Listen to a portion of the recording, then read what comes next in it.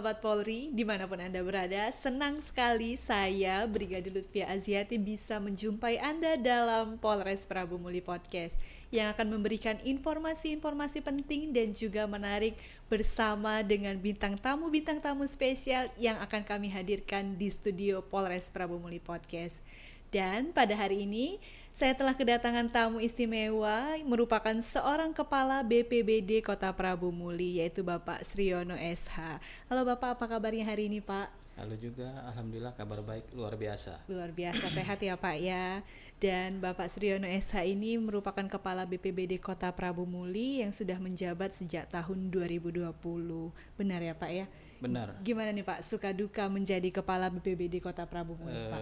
Banyak dukanya daripada sukanya. Banyak dukanya, kenapa tuh Pak? Biasanya kan kalau kita menjabat sebagai kepala badan gitu Pak ya, banyak sukanya. Nah, ini kenapa lebih banyak dukanya nih Pak? Kalau kami kan tidak seperti OPD lain. Iya. Jadi kami melayani 24 jam masyarakat Kota Prabu Muli apabila terjadi bencana. Nah, bencana itu kan banyak macamnya, Mbak. Iya. Bencana alam maupun non alam. Bencana alam seperti banjir, angin puting beliung dan lain-lain, termasuk kebakaran. Dan kami melakukan evakuasi dan penyelamatan. Penyelamatan itu banyak hewan masuk rumah, ular, sarang tawon, melepas ke cincin. Terakhir kami evakuasi kucing masuk sumur.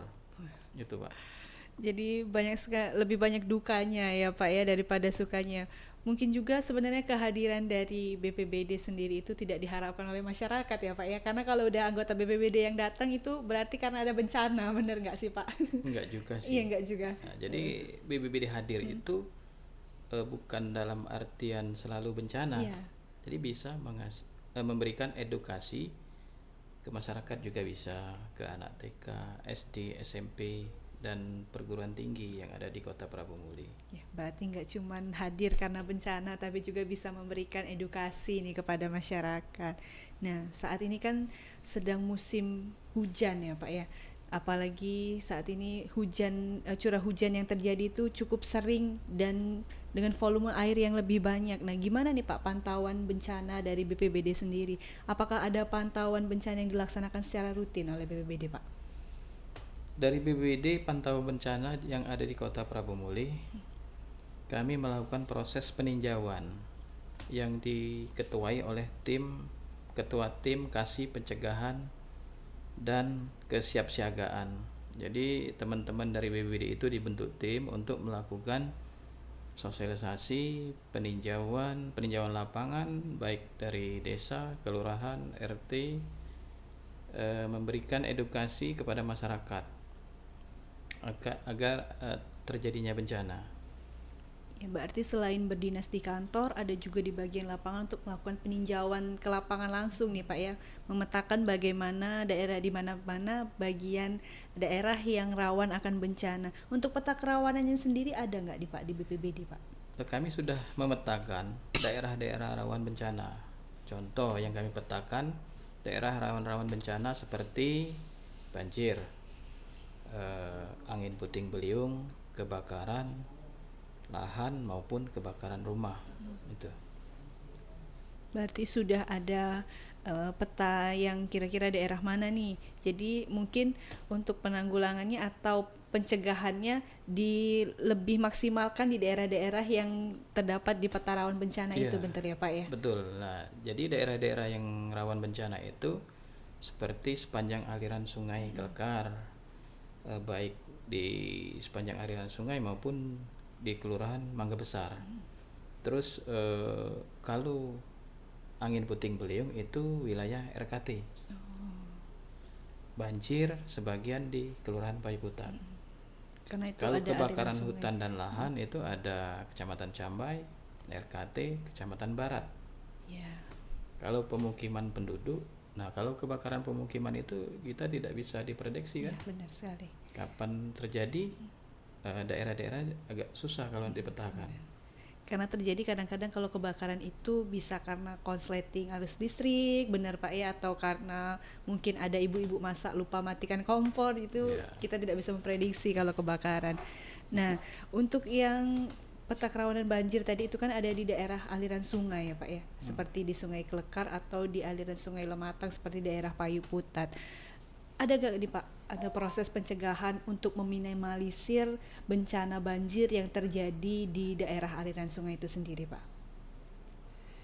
Sebagai OPD yang membidangi urusan kebencanaan, BPD Kota Prabu Muli melaksanakan dua tindakan, tindakan prospektif dan pencegahan. Kami melakukan pencegahan itu melakukan sosialisasi ke desa, kelurahan, baik melalui media sosial, pamflet, Facebook, Twitter, IG, dan lain-lain. Jadi sudah banyak juga yang dilakukan oleh BPBD sendiri untuk melakukan pencegahan atau meminimalisir dampak dari bencana banjir, khususnya bagi masyarakat yang tinggal di daerah aliran sungai, seperti memberikan himbauan melalui sosial media atau melalui pamflet-pamflet yang disebarkan di kelurahan-kelurahan. Betul begitu ya Pak ya? Nah, beberapa waktu yang lalu juga Polres Prabu Muli itu sudah membangun posko penanggulangan bencana yang bertempat di Polsub Sektor Timur. Nah, itu siapa saja sih Pak yang tergabung dalam posko tersebut dan gimana tuh kegiatan yang dilaksanakan di posko itu sendiri?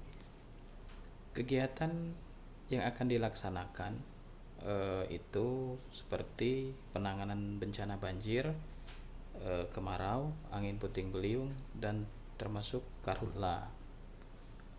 Yang tergabung dalam tim posko penanggulangan bencana di Polsek Timur itu BPBD dari Polres, TNI, Dinas Sosial. Itu rencana kami ke depan, sehingga kita melaksanakan penanggulangan bencana ini bisa bersinergi lintas sektoral dan lintas OPD. Jadi penanganan bencana lebih mudah dilakukan bersama-sama daripada kita melakukan sendiri-sendiri. Untuk kegiatannya sendiri itu untuk sementara ini apa Pak? Ataukah ada kegiatan patroli misalnya atau gimana Pak? Kalau untuk kegiatan, kami sudah berencana dengan kelurahan yang ada di Prabu Muli. Jadi 37 desa kelurahan akan melaksanakan sosialisasi serentak. Sosialisasi mengenai penanggulangan bencana baik kebakaran lahan maupun penanggulangan bencana lainnya. Jadi melibatkan masyarakat di kelurahan itu sendiri. Mungkin nanti narasumbernya melibatkan dari Polres, dari Kejaksaan, termasuk dari kami sendiri. Jadi memberikan edukasi pemahaman kepada masyarakat itu kita lakukan bersama-sama sesuai dengan arahan Bapak Presiden waktu Rakornas di Jakarta kemarin di Cekpo. Jadi mitigasi bencana. Jadi sebelum terjadi bencana kita edukasi masyarakat bagaimana mengatasi bencana agar masyarakat tidak terlalu banyak korban di masyarakat, baik dari segi keuangan, dari segi harta benda, dan lain-lain. Mungkin itu. Jadi lebih baik mencegah ya Pak ya, daripada kita harus melaksanakan penanggulangan pada saat bencana itu sudah terjadi. Nah, untuk peralatan-peralatan yang di standby-kan di posko yang terletak di subsektor itu apakah sudah cukup memadai atau hanya alat-alat tertentu saja yang ada di posko tersebut Pak? Untuk sementara ini kita baru standby-kan tenda. Jadi apabila kalau peralatan yang lain itu masih di posko induk di samping rumah dinas wali kota. Kenapa kami masih peralatan masih di situ? Dikarenakan ya, teman-teman kami ini yang piket banyak di situ. Jadi ke depan bakal kami mungkin sebagian di polsek subsektor, tapi untuk peralatan masih tetap di komando di Posko induk. posko induknya. Gitu. Jadi yang di posko subsektor ini hanya sebagian saja, ada beberapa orang yang berjaga untuk siaga begitu ya Pak ya. Nah, ini kan biasanya setelah musim hujan akan datang musim kemarau nih Pak ya. Apakah sudah ada prediksi dari BPBD maupun BMKG kapan akan dimulainya musim kemarau ini sendiri Pak? Jadi menurut prediksi BMKG itu di akhir Maret ini sudah mulai menunjukkan tanda-tanda hujan itu sudah berkurang.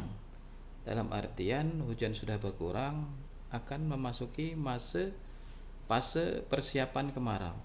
Jadi prediksi yang kemarau kering sekali itu dari bulan 6 sampai bulan 9 kalau nggak salah. Dan bisa sampai Desember itu untuk prediksi, tapi BMKG kan belum secara resmi merilis itu. Mungkin ada perubahan-perubahan, sambil menunggu perubahan-perubahan itu kami selalu siap antisipasi dalam penanggulangan bencana.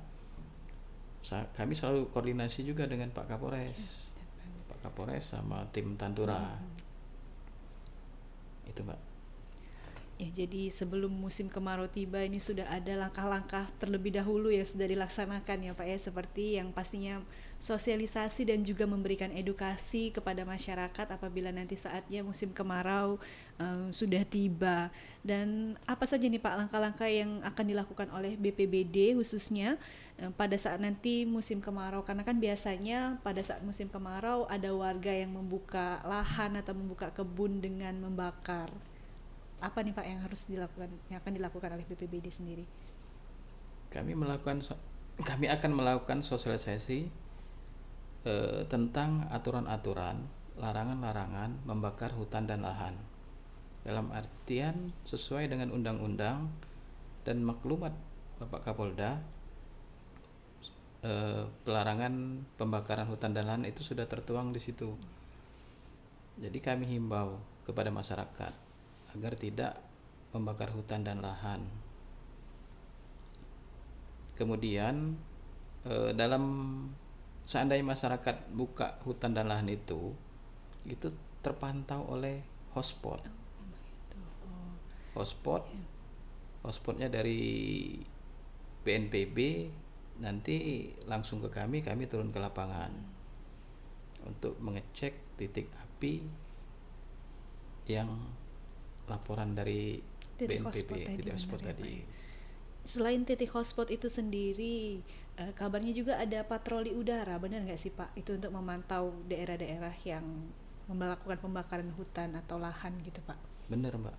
Jadi jadwal patroli udara itu jam 8 sampai jam 2. Jadi seluruh kabupaten se-Sumatera Selatan ini akan dipantau oleh heli udara. Ya, mereka berpatroli. Apabila ada titik hotspot langsung kirim juga ke kita. Jadi kita langsung terdeteksi. Kami langsung biasanya koordinasi ke Polsek, Babin Kantipmas, kecamatan sama kelurahan untuk sama-sama turun ke lapangan.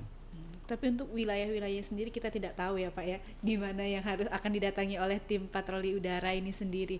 Apa bisa di daerah sini atau di daerah sana, yang pastinya untuk masyarakat tidak diperkenankan untuk membuka lahan atau kebun itu dengan cara membakar, karena selain bisa ditemukan oleh titik hotspot, bisa juga nantinya ditemukan oleh tim patroli udara.